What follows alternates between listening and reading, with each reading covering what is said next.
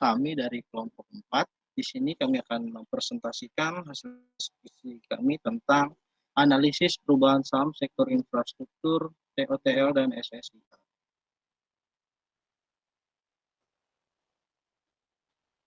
Kami di sini beranggotakan 3 orang. Yang pertama ada rekan saya, Aditya Nurroman Putra, lalu ada saya sendiri, Banita Simanjuntak, dan rekan saya, Ramadan Dafadinur. Langsung masuk ke latar belakang.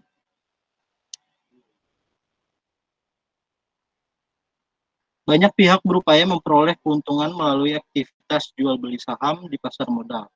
Saham dari perusahaan yang bergerak dalam pembangunan fasilitas publik seperti jalan tol maupun gedung termasuk dalam sektor infrastruktur merupakan instrumen investasi yang menarik, mengingat peran strategisnya dalam mendukung pertumbuhan ekonomi nasional. Dalam konteks ini, kajian akan difokuskan pada 2 entitas usaha di sektor tersebut, yaitu PT Total Bangunan Persada Tbk, TOTL, dan PT Surya Semesta Internusa Tbk SSI. Guna menilai prospek kelayakan investasinya, hal ini menjadi relevan mengingat pergerakan harga saham sangat dipengaruhi oleh dinamika kondisi ekonomi makro, fluktuasi harga, bahan baku, serta kinerja fundamental masing-masing perusahaan.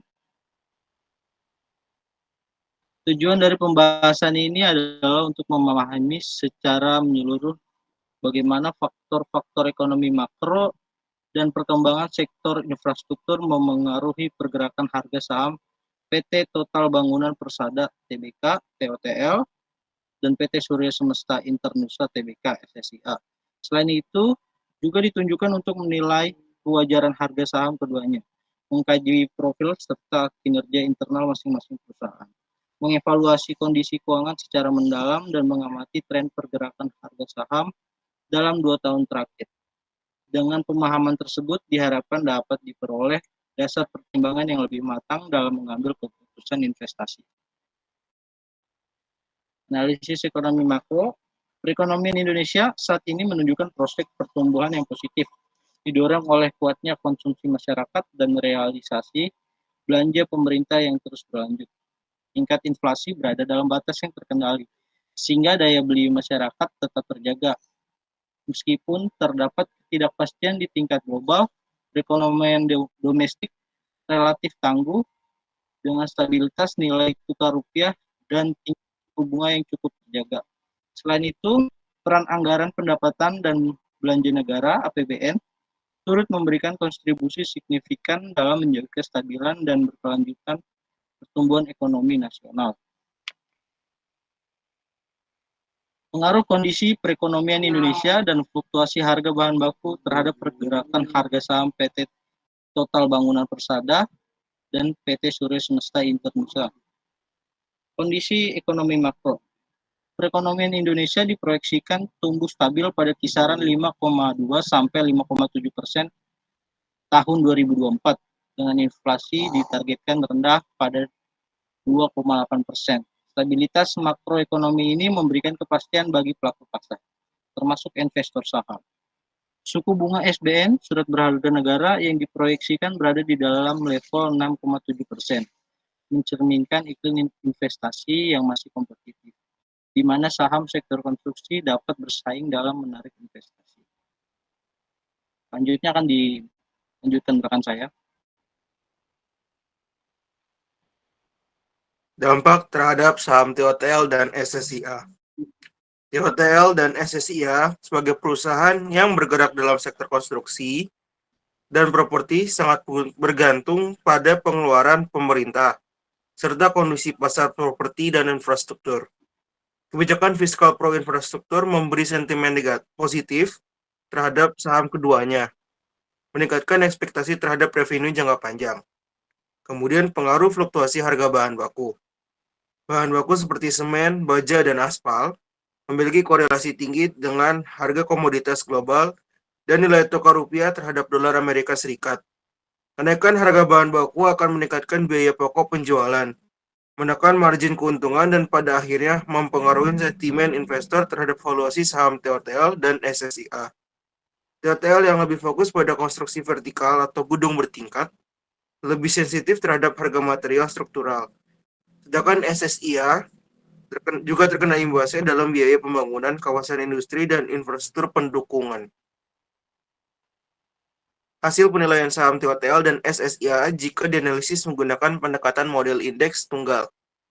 Single Index Model atau SIM, model ini digunakan untuk menentukan saham-saham yang layak dimasukkan dalam portofolio berdasarkan hubungan antara return ekspektasi saham, beta atau sensitivitas terhadap pasar, dan risiko tidak sistematis.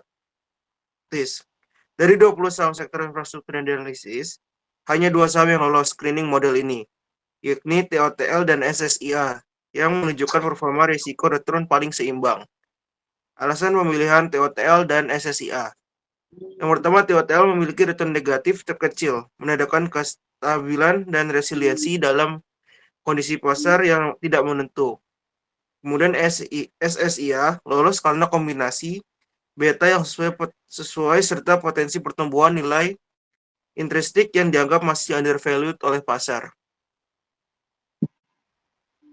Profil perusahaan. Perusahaan TOTL itu adalah perusahaan Total Bangun Persada, adalah perusahaan konstruksi swasta besar di Indonesia yang sudah ada sejak tahun 1970.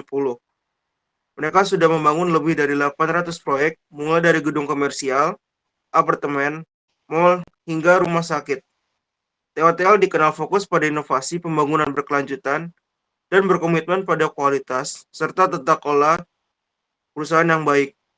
Tahun 2024, mereka berhasil mencetak pendapatan Rp 3,9 triliun dan membagikan keuntungan atau dividen kepada pemegang saham. Perusahaan SSIA, yaitu perusahaan Surya Semesta Internasional, adalah perusahaan yang bisnisnya beragam, mulai dari membangun dan mengelola kawasan industri, properti seperti perumahan atau kota industri, konstruksi, hingga perhotelan, misalnya kayak Hotel Batika atau Resort Banyan Tree, yang berdiri sejak tahun 1971. SSIA sudah tercatat di bursa saham sejak 1997, yang berarti masyarakat umum bisa ikut memiliki sahamnya. Faktor-faktor yang menyebabkan naik turunnya kinerja operasional kedua perusahaan, yaitu ada faktor internal TOTL. Pengalaman operasional lebih dari 50 tahun dalam proyek high-rise, rumah sakit dan fasilitas pendidikan memberikan reputasi tinggi di sektor konstruksi swasta. Penerapan prinsip tata kelola perusahaan yang baik dan efisiensi biaya mendukung kestabilan kinerja keuangan. Komitmen terhadap pembangunan berkelanjutan dan penggunaan teknologi konstruksi modern menjadi keunggulan kompetitif. Kemudian ada faktor internal SSIA. Diversifikasi usaha ke sektor kawasan industri, Surya Cipta, konstruksi ke PT Nusa Raya Cipta, dan perhotelan ke Batika atau Banyan Tree. Manajemen portofolio yang agresif memberi potensi pertumbuhan, namun meningkatkan eksposur terhadap volatilitas industri, pariwisata, dan properti. Ketergantungan pada leverage yang tinggi menyebabkan tekanan bunga dan risiko keuangan dalam kondisi pasar fluktuatif. Kemudian ada faktor eksternal yang juga mempengaruhi keduanya. Perubahan kebijakan pemerintah terkait perizinan lahan dan investasi asing, ketidakpastian global seperti konflik geopolitik, fluktuasi nilai tukar, dan harga komoditas internasional. Perubahan tren investasi pada ESG atau Environmental, Social, and Governance mulai mempengaruhi strategi bisnis dan penerimaan pasar terhadap komitmen konstruksi. Kemudian ada analisis laporan keuangan. Yang pertama ada rasio valuasi. Kalau dilihat dari kemampuannya menghasilkan laba per saham, SSIA sedikit lebih unggul dari TOTL. Namun jika dibandingkan dengan harga sahamnya, saham TOTL terlihat relatif lebih murah daripada SSIA. Di sisi lain, nilai aset bersih per saham SSIA jauh lebih tinggi dan ada kemungkinan harga saham SSIA saat ini berada di bawah nilai buku atau aset realnya, yang berarti sahamnya sedang diskon. Kemudian ada rasio profitabilitas. Secara umum, TOTL terlihat lebih jago dalam menghasilkan keuntungan dari aset dan modal yang dimilikinya dibandingkan SSIA. Ini terlihat dari kemampuan TOTL mengubah pendapatan menjadi laba bersih yang lebih tinggi. Namun SSIA lebih efisien dalam mengelola biaya produksi awalnya, sehingga keuntungan kotoran lebih besar. Kemudian ada rasio likuiditas. Untuk urusan kemampuan membayar utang jangka pendek, kurang dari setahun, TOTL memiliki posisi kas dan aset lancar yang lebih kuat dibandingkan SSIA. Artinya TOTL punya bantalan uang tunai dan aset uang mudah dicairkan lebih banyak untuk melunasi kewajiban jangka pendeknya. Meski begitu, kedua perusahaan ini masih tergolong aman dalam hal ini. Kemudian dilanjutkan oleh teman saya Madan. Baik, terima kasih. Yang selanjutnya adalah ada analisis teknikal saham TOTL. Jika dilihat dari grafik pergerakan harganya, saham TOTL sempat turun cukup lama dari Desember 2024 sampai awal April 2025. Namun, sejak pertengahan April 2025, harganya mulai berbalik naik dan membentuk tren kenaikan baru. Seolah berhasil lolos dari tren turun sebelumnya. Saat ini, harganya sedang sedikit turun setelah mencapai puncak. Jadi penting untuk memantau apakah harga akan bertahan di atas batas bawah atau support.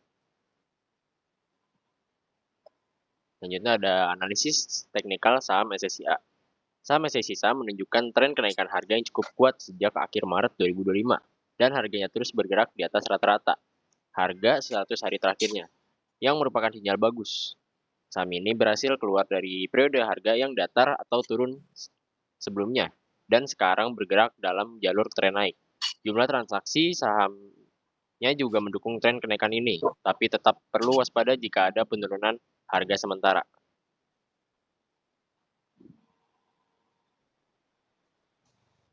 Kesimpulannya, secara keseluruhan, kondisi ekonomi Indonesia cukup mendukung untuk sektor infrastruktur. Meskipun ada tantangan global, dari analisis kami, saham TOTL dan SSISA adalah dua saham yang menarik untuk diperhatikan. TOTL unggul dalam hal kemampuan menghasilkan laba, kesehatan keuangan, dan pengelolaan utang yang baik, sementara SSIA punya nilai aset bersih per saham yang tinggi, dan harganya mungkin sedang murah. Dari sisi grafik harga, keduanya menunjukkan sinyal positif kenaikan harga baru-baru ini. Saran dari kami, bagi Anda yang tertarik berinvestasi, saham TOTL bisa jadi pilihan menarik karena kondisi perusahaan yang kuat, tapi tetap pantau pergerakan harganya. Saham SSIA punya potensi naik dalam jangka panjang karena harganya yang mungkin masih murah. Namun perhatikan juga tren harganya di grafik. Secara umum, penting untuk menggabungkan analisis kondisi perusahaan dengan analisis grafik harga. Selalu update berita terbaru terkait kebijakan pemerintah dan sektor konstruksi, serta sadari risiko yang ada.